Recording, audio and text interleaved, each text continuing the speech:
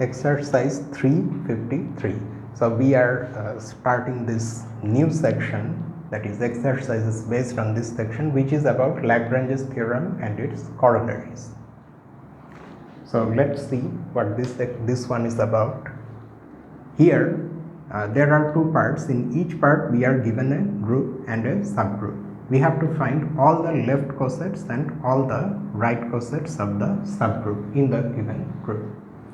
So let's see them one by one.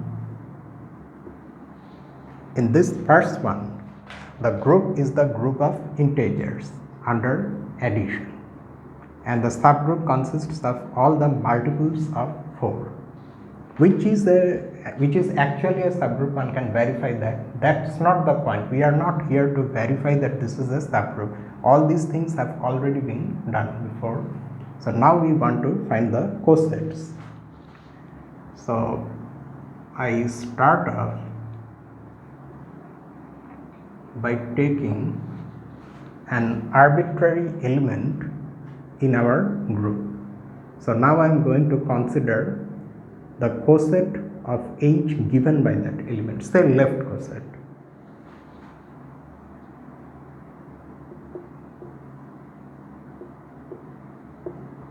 Consider the left coset M plus H. Now we have to figure out what M plus H can possibly be, and in that we are going to take the help of the division algorithm that we have in the system of integers.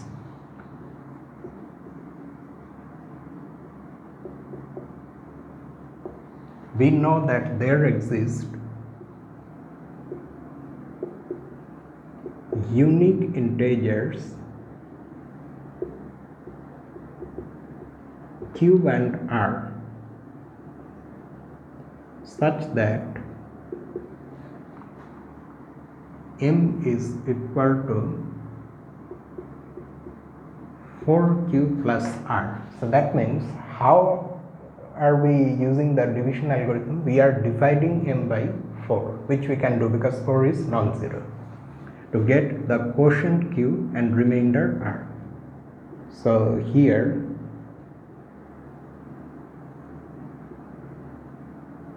R belongs to this set of possible values. Now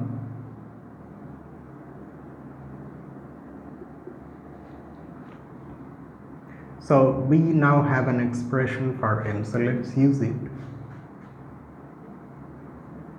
M plus H is equal to 4Q plus R plus H, that is equal to R plus 4Q plus H. Why? Because ordinary addition of integers is commutative.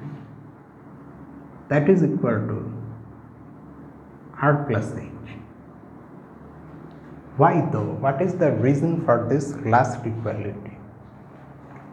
Let's see that in detail, okay, but within brackets.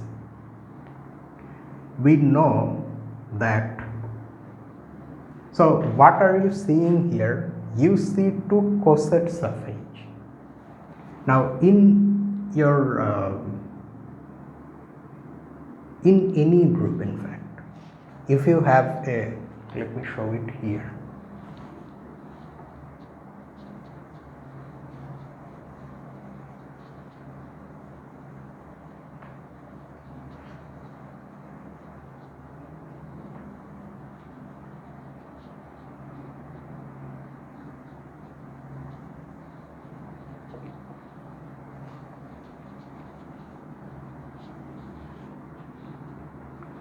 In any group G, say you have a subgroup H and you have, say, two elements A and B in G, so that you can consider the left cosets AH and BH. Then AH is equal to BH if and only if AB inverse belongs to H. And it's not very difficult to verify this thing. It can be verified rather easily. You just have to keep in mind that H is not just an ordinary subset of G, but rather a subgroup of G. Okay, so using that, you can prove that these two conditions or these two statements are logically equivalent. So how is this following from this? Easy. You see, in our case here, of course, we are using the multiplicative notation or multiplicative convention in writing the things about the group, where what we do, we just do not write anything for we do not use any symbol for the binary operation. So for example, A and B are two elements of G. Their product is written as AB. You already know about this. We do not write any A star B or anything like that. Here, however, we are in fact using our symbol for binary operation, which is ordinary addition of integers. So this AH will look like this, BH will look like this, and AB inverse actually means A minus B.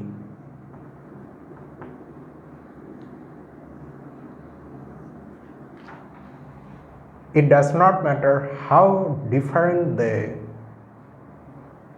look, but they in fact have the same meaning. This is just a convention where we do not use any symbol for the binary operation. Here we are using the symbol plus explicitly.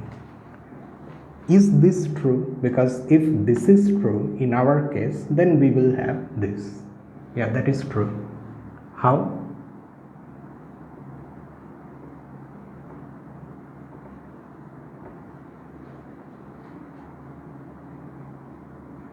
A minus B is this, which belongs to H because it's an integer multiple of 4. So that is why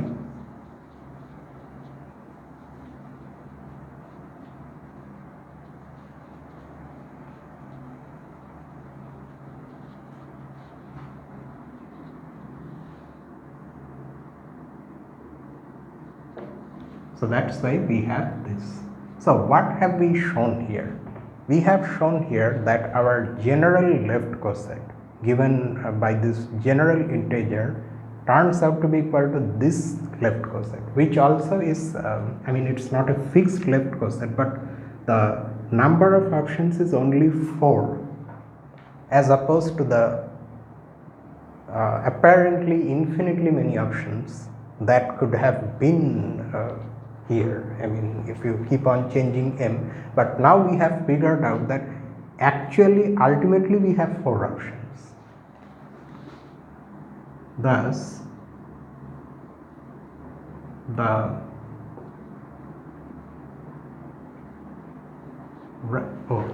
not right coset, left coset.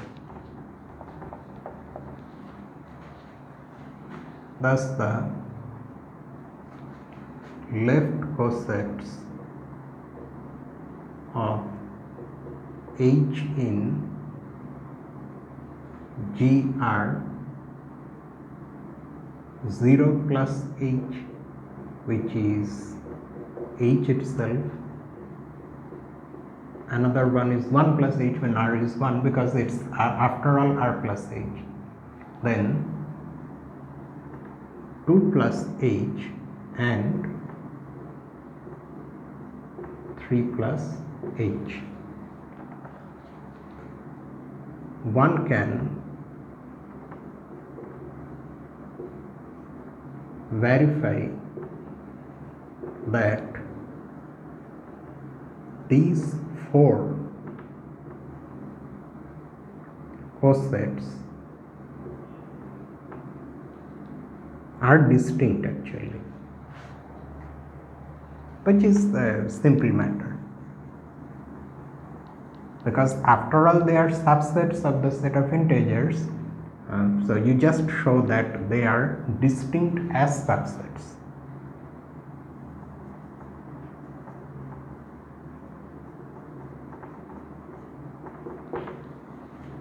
For example, if you want to, you just write the general element in these sets, that those expressions would tell you why they are distinct.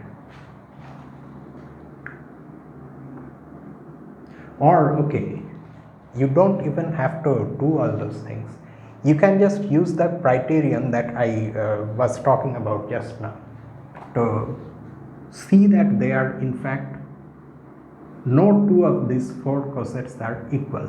Because for example, if you say that these two are equal, fine, then 1 plus h is equal to 3 plus h, then that should imply, in fact that should be equivalent to 3 minus 1 being an element of h. Is that true? No. 3 minus 1 is 2 and 2 is not a multiple of 4. So this is false. That means the negation of this is true. Negation of this means 3 minus 1 belonging to h. That's a false statement. Its negation is this. So because we have equivalence here, we will have inequality for 3 plus h. And similarly, you can see that the others are also different. Fine. So you now know how to verify them. But there is one more thing that needs to be mentioned. What about the right cosets? The right cosets in fact are these themselves. Why? Because our operation is commutative. Since G is a commutative group or abelian group, let's just write abelian because it's a matter of paying respect now.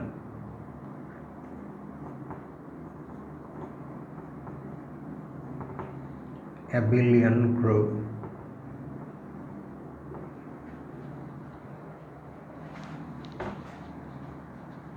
The right cosets are precisely the left cosets.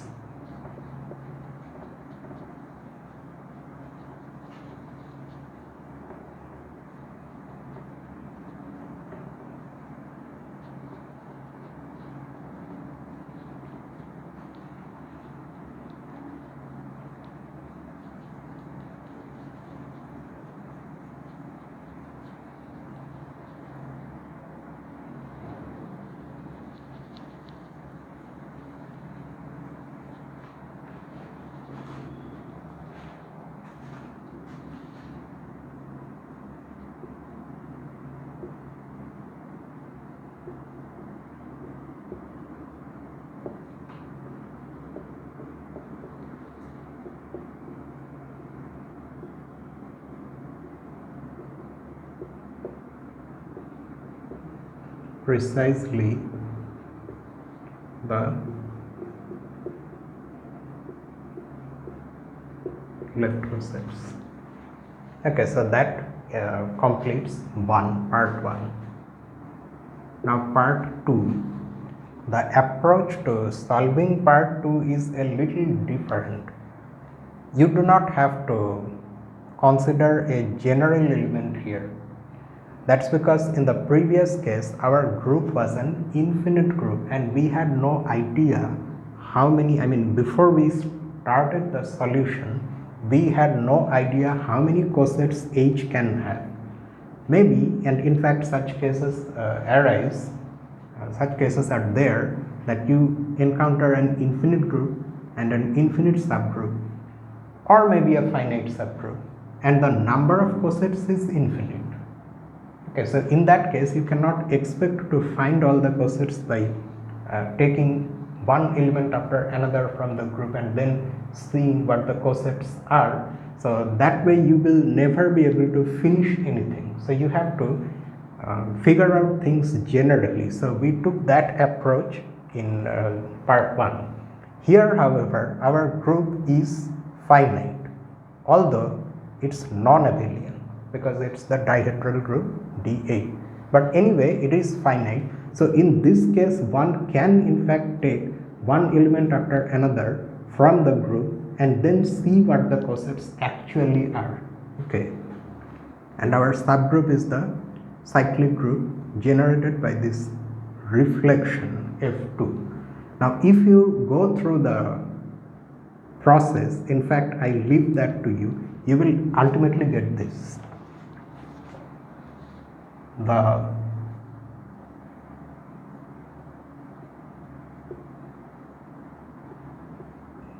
left cosets are these. One of the left cosets is of course H, and that's always the case. Just like here we have one of them H. So the subgroup itself is of course one coset, and besides that there may be others also. So one of the cosets is H, and then you just see what coset you get by choosing the reflection, the rotations from D8 and looking at the coset that is given by that rotation. So that means we are talking about left cosets. The next natural rotation. Next natural rotation means this one you can interpret as R0 H, which actually is just H because R0 is the identity. The next one is R98, and this turned out to be equal to R90, F4. Now here things are rather easy in the sense that in this cyclic subgroup you in fact have only two elements. One of them is the identity R0 and the other is F2 itself. It must be in the subgroup because it is a generator, and that's just it, because we know that F2 square is identity. If you reflect your figure 2 times about the same line, then you get it back in its actual original position. So there are only 2 elements here, so you just have to, so one of them is, let me just explicitly write that. So this is your H. So as you are considering the products,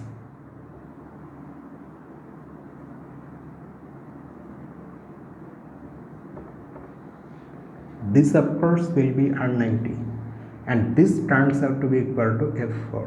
Precisely what this reflection F4 is and what F2 is, for that you look in the text, it's already there. So this is another left coset of H in G. Like that, we next have, so that's just it. In each case you just have to calculate these products. You look in the text how the operation has been defined in D8, and from that you can just simply find that the cosets are this that now I am going to write. So this is R90H, and then the next rotation is R180H. The first one will of course be R180, and the reflection this time that you will get is F1, and there is another rotation 270H. This will be R270 and the remaining one. Remaining one means this one already has F2, F4, F1, so this one will be F3. Okay, so these are the left cosets. Now, whatever you could not do in case of the infinite group, here however you can do that, and that thing is the number of cosets, which is also known as the index of the subgroup. What is the order of your group? 2, because the group has 2 elements, R0 and F2. What is the order of the original group? 8. So you divide 8 by 2, you have 4. So there will be precisely 4 left cosets of H in G, and we are having that. This one, this one, this one, and this one. So this tells you that we have in fact found all the left cosets, and an equal number of right cosets will also be there. So let's now write the right cosets.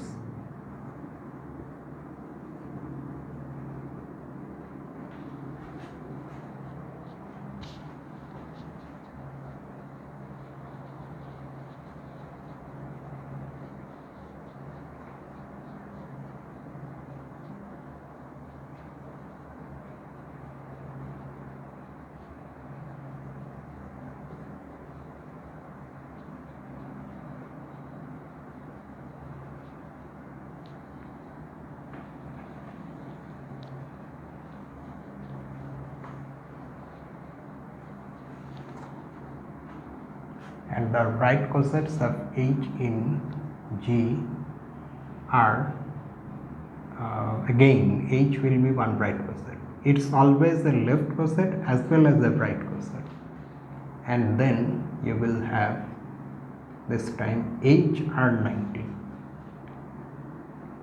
One of the elements will be R90, and there will be a reflection, and that reflection this time is F3. That's because F2 R90 is F3.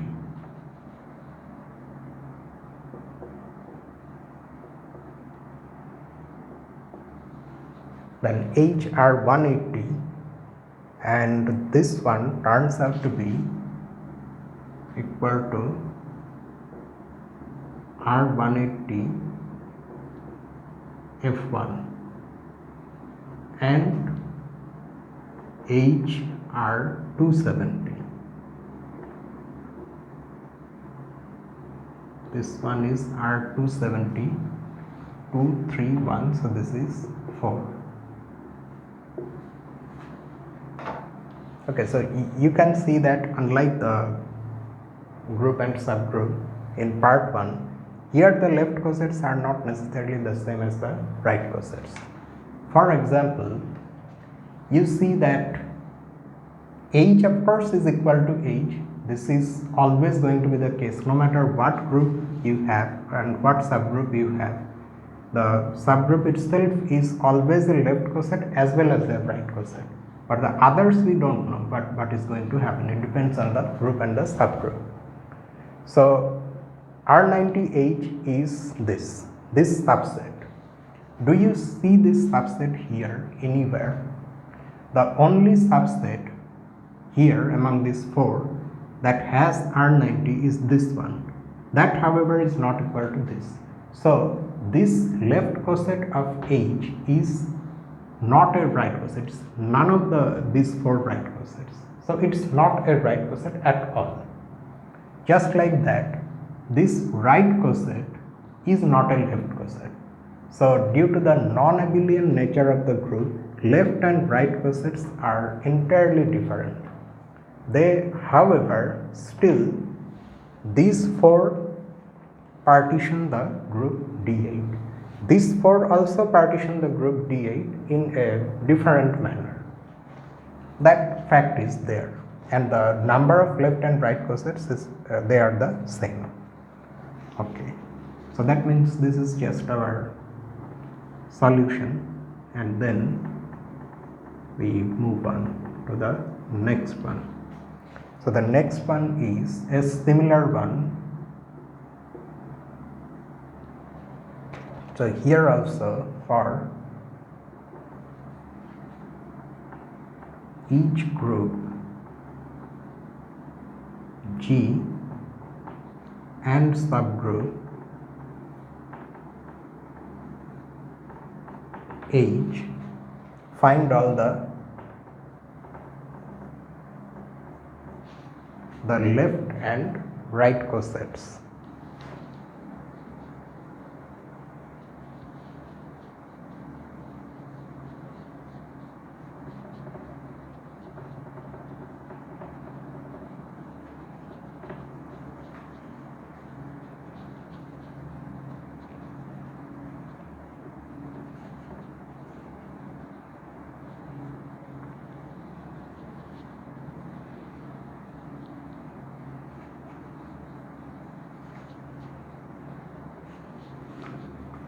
Find all the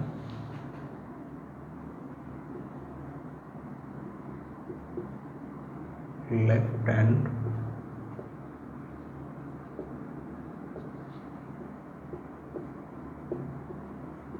right cosets of H in G. Here also there are two parts. In part 1, the group is U13 and the subgroup is the cyclic subgroup generated by 8, and in number 2 the group is S3 and the subgroup is the one generated by this permutation.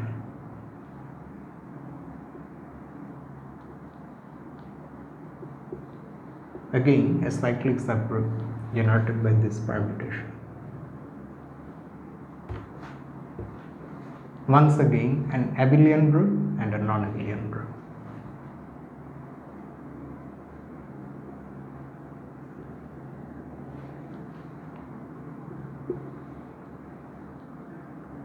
We have, so in this one, the approach that we were talking about in this second part, we can do that here, because here both the groups are in fact finite. So let's just first of all write our G. U13 is the group consisting of all positive integers less than 13 and relatively prime to 13 under multiplication modulo 13. So its elements, of course, because 13 is a prime, are the first 12 positive integers.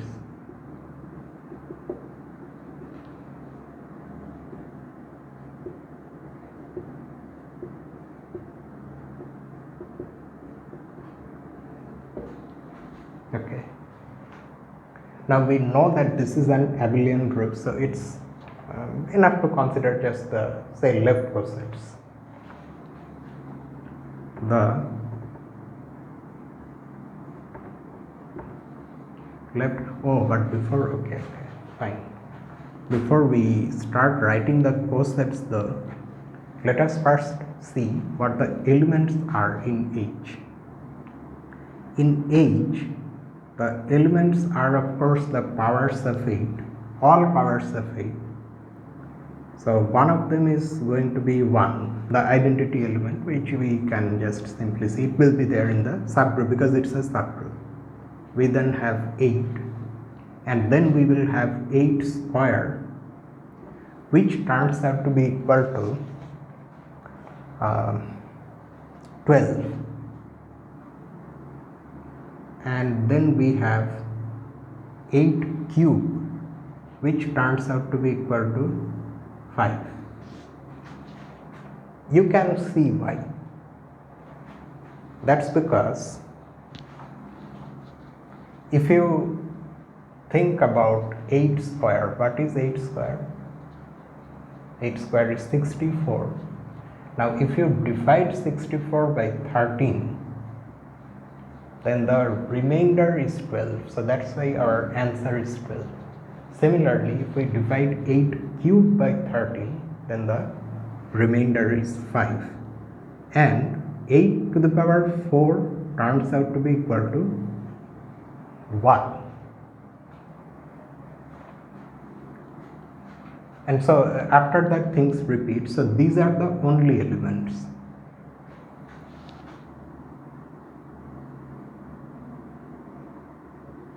The left cosets of H in GR H. Okay. Now there is a fact that needs to be known here. The thing is that, you see, we already know what the elements in H are. So in forming new cosets, you are then of course going to now choose some element from G and then calculate the corresponding coset of H.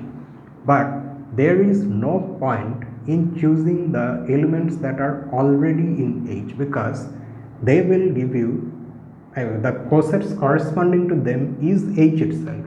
That's because H is a subgroup, so it's closed under multiplication. So for example, what I am saying here is that if you, for example, consider the coset 1H, that is just simply H. 8H is also H. So these elements need not be considered. So let me put them within circles. Then 12, then 5.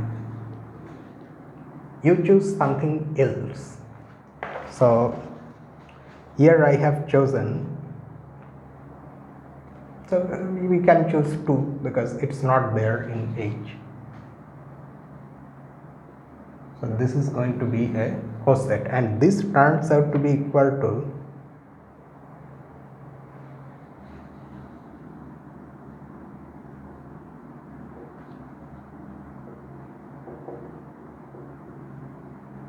again. In calculating this 2H, you just have to look at the products. 2 times 1, which is of course 2.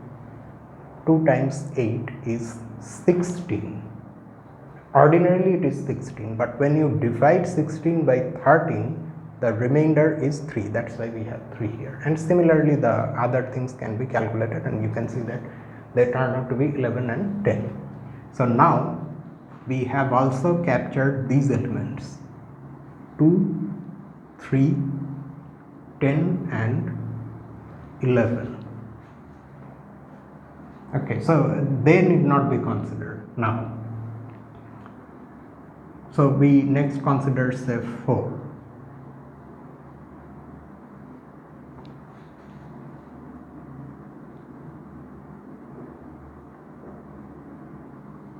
And one can of course either by direct calculation or by understanding why this coset is going to be equal to the set consisting of the remaining elements. One can just directly write that: 4, 6, 7 and 9.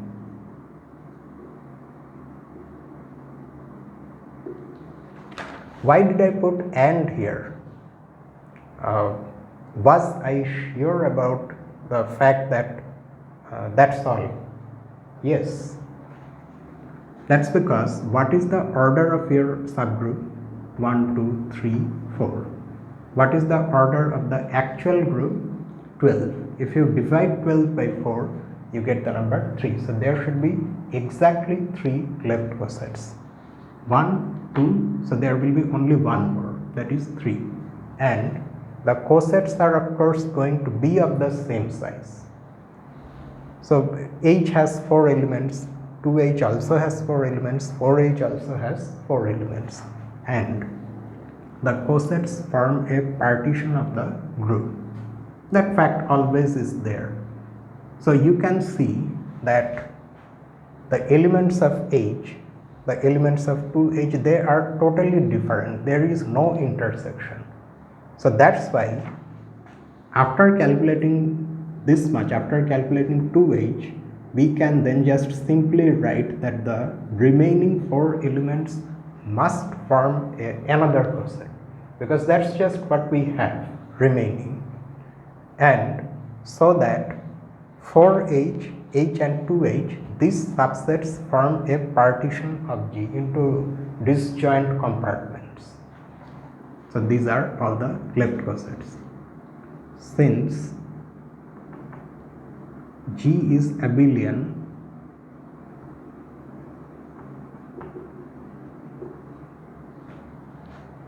the above cosets are also the right cosets.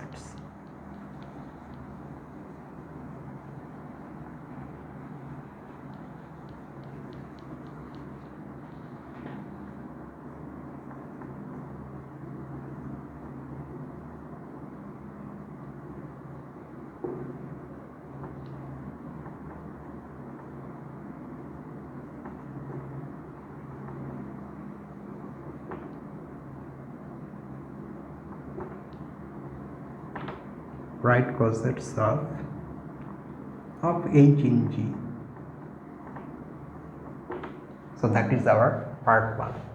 Now similarly we are going to do part 2, and here the group is non-abelian, so we don't really know whether left and right cosets are going to be identical or not. Sometimes they are identical, but oftentimes they are also not identical.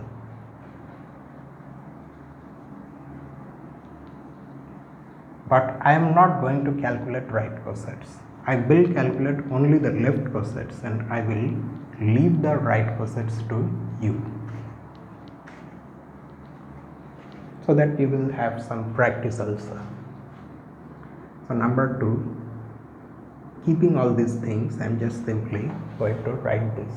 So let us first of all, because S3 just like the previous group is finite, we can write all the elements, and that too it does not have that many elements. In fact, it has only 6 elements. Although the notations for the elements, that itself is somewhat big.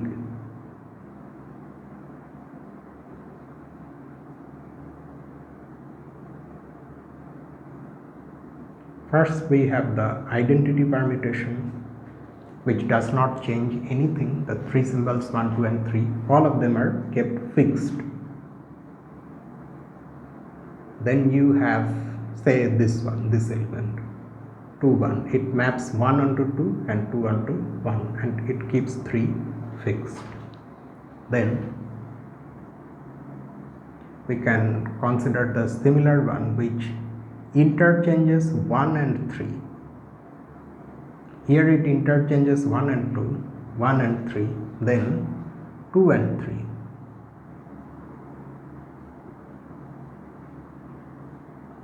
Two more, we are seeing 4 elements, 2 more. These 2 more permutations do not fix any symbol. This one, for example, maps 1 onto 2, 2 onto 3 and 3 onto 1, and there is 1 more.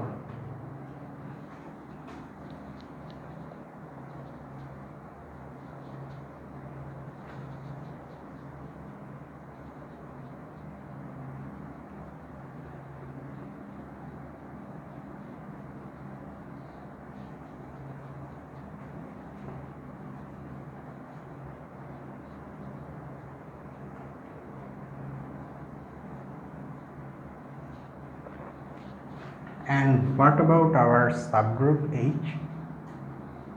Oh, I have to complete this now.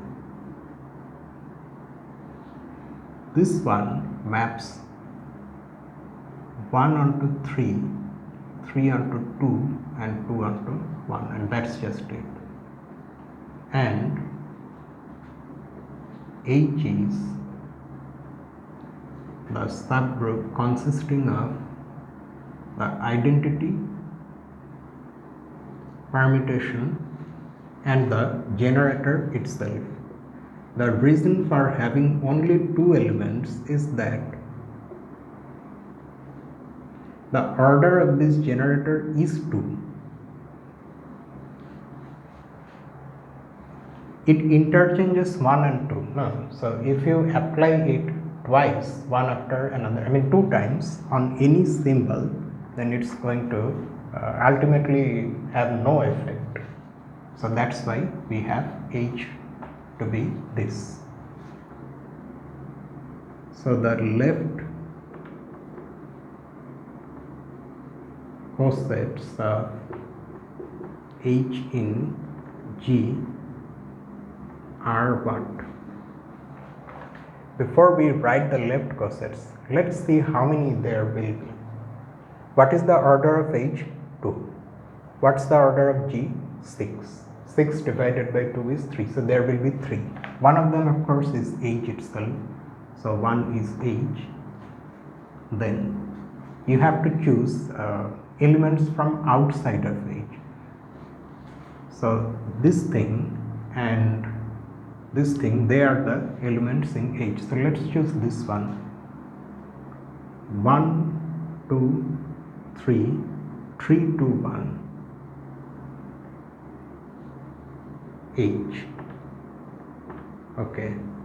Now, if you take the product of this one and this one, you are going to get this one itself because this is identity. So there we don't have any complicacy.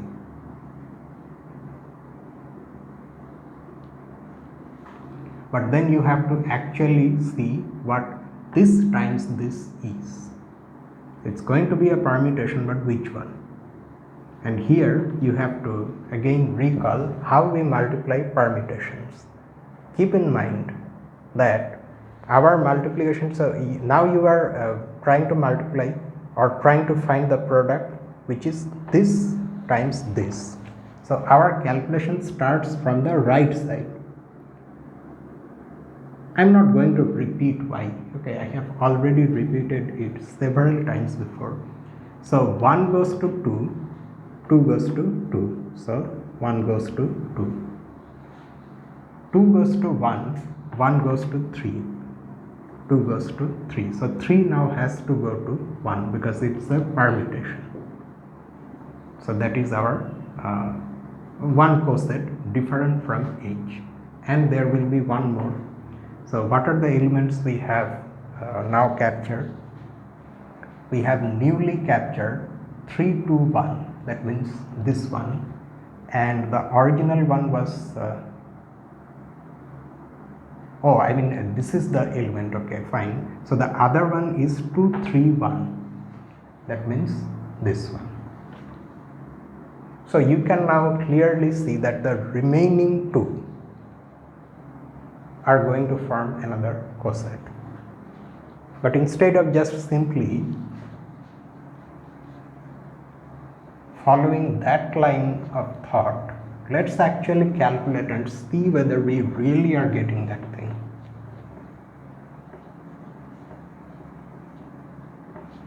So let's see what this is. Say 1, 3, 2.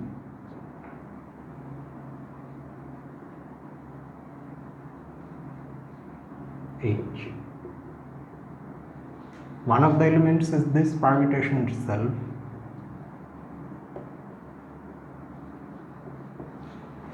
But the other is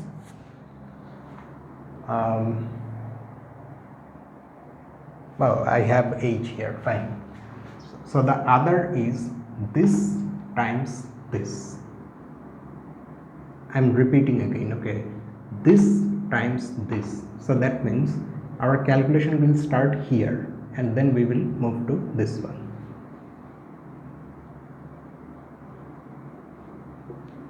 Calculation starts here. 1 goes to 2, 2 goes to 3, 1 goes to 3. 2 goes to 1, 1 is unchanged. So 2 goes to 1. So that means this has to go to 2. So we are looking at the coset given by this element 3, 1, 2, see 3, 1, 2. So the remaining element has actually been captured. So what we were saying just now is actually true. So these are the 3 left cosets of H in G, but the right cosets may be different, who knows. So I am leaving that to you. So you find the right cosets and complete the exercise. And let's just quickly see another one also, because in these first two they are purely computational. We just have to find the cosets, that's all. But in this next one, we actually get to use Lagrange's theorem, which is what this section is named after. So let's see this one.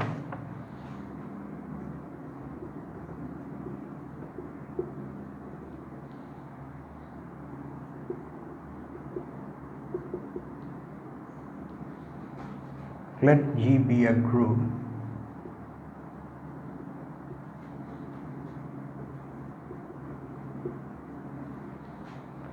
whose order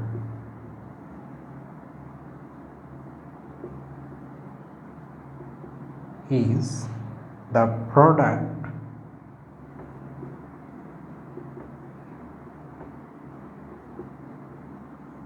of two primes which are not necessarily distinct.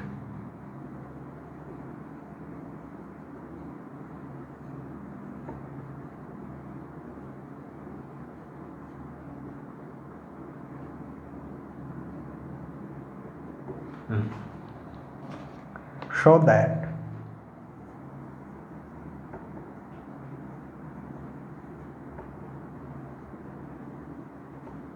every proper subgroup of G is cyclic.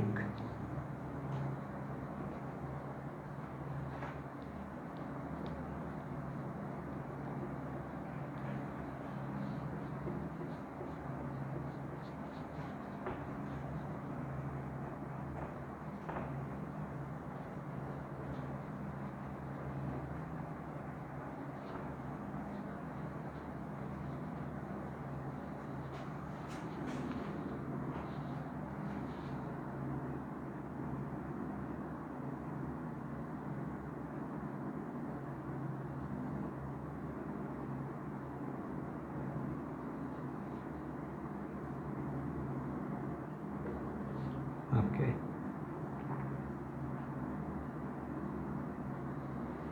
Solution. Let P and Q be distinct. So based on whether these primes are distinct or not, we will have two cases. P and Q be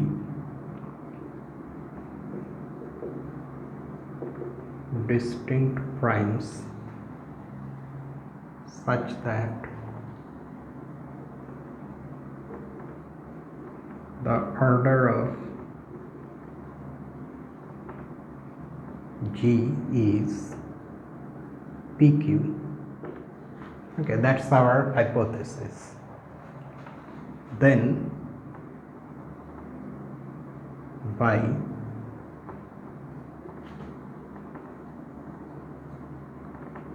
Lagrange's theorem, the order of any proper subgroup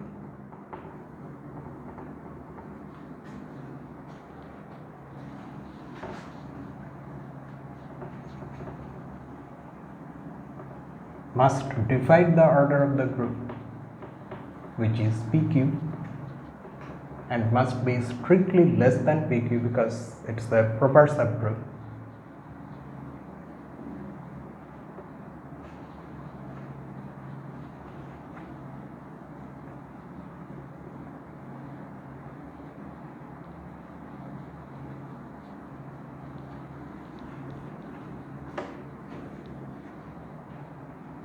Of any proper subgroup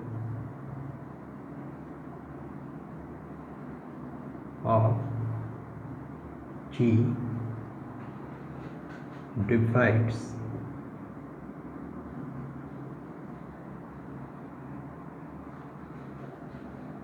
PQ and is less than PQ. So what are the possible integers that are less than PQ and they divide PQ? There are three such integers, 1 P Q and that's it. That's because P and Q are prime. So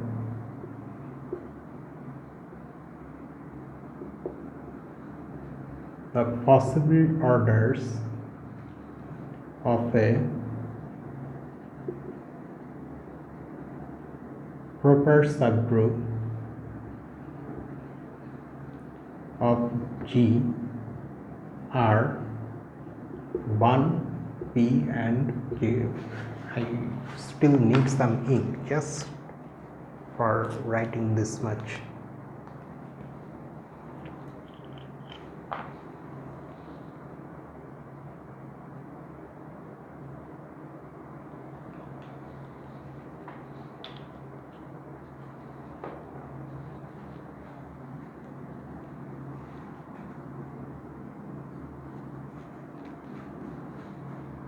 In each case,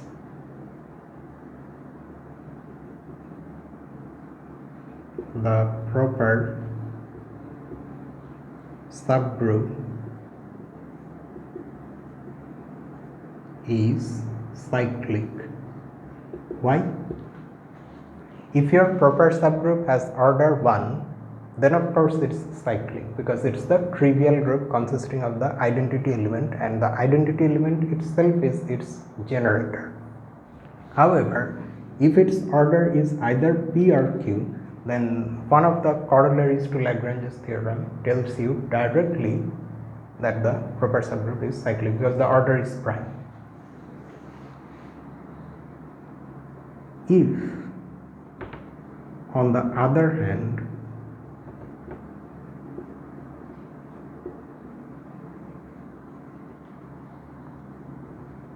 the order of G is again a product of two primes, but now the two primes are the same, that is P square, where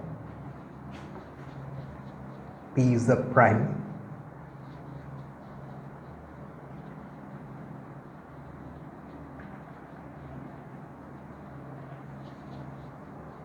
then also a similar argument gives you the claim.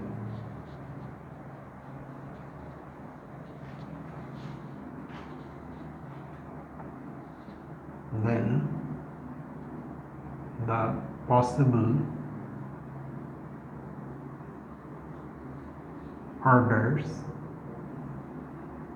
of a proper subgroup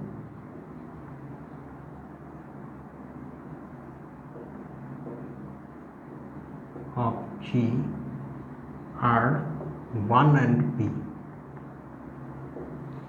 Here also, in each case,